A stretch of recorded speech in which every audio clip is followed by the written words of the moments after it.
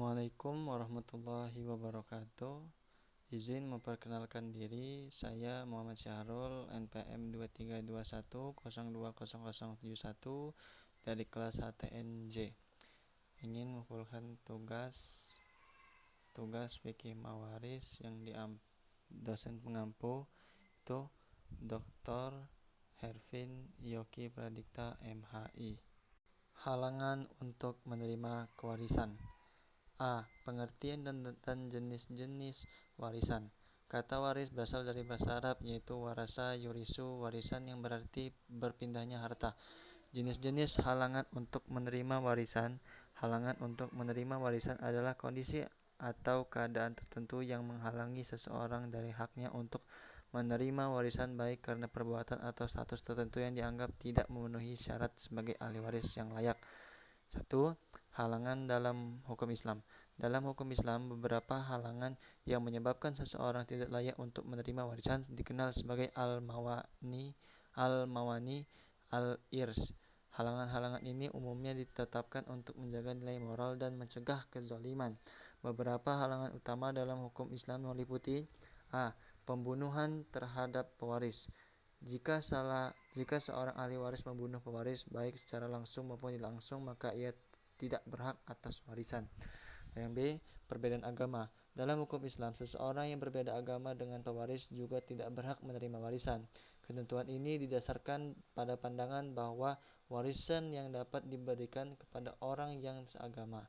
Dan jika ada perbedaan agama antara ahli waris dan pewaris, maka hak warisan tersebut gugur. Yang kedua, halangan dalam hukum adat. Indonesia memiliki banyak suku bangsa dengan hukum adat masing-masing yang mengatur pembagian warisan.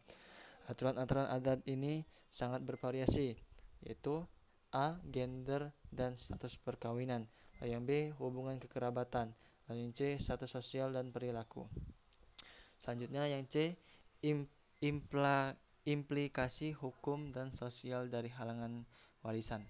Hak warisan tidak hanya sekedar aset atau harta benda yang diwariskan dari generasi ke generasi, tetapi juga simbol nilai-nilai kekeluargaan, kehormatan, dan hubungan sosial yang dijaga oleh keluarga atau komunitas tertentu. Ketika seseorang terhalang untuk menerima warisan, baik karena peraturan hukum, adat, atau alasan pribadi tertentu, dampak yang timbul tidak hanya bersifat individual tetapi juga mencakup aspek sosial yang lebih luas.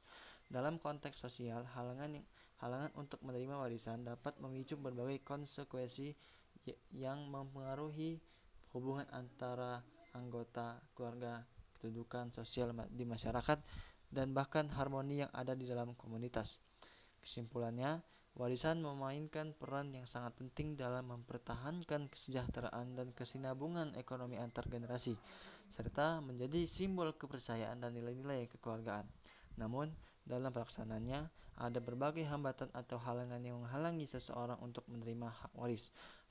Halangan ini dapat timbul karena ketentuan hukum, aturan adat, atau pelanggaran etika dan moral yang menyebabkan seseorang tidak dianggap layak untuk menerima warisan.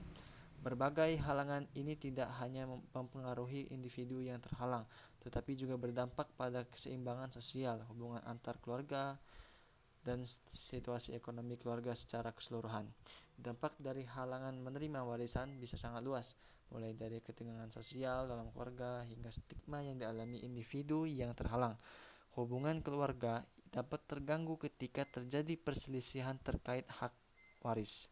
Dan dalam beberapa kasus, konflik ini bahkan dapat menyebabkan perpecahan keluarga yang berkepanjangan. Baik, itu saja yang dapat saya sampaikan. Saya akhiri. Wassalamualaikum warahmatullahi wabarakatuh.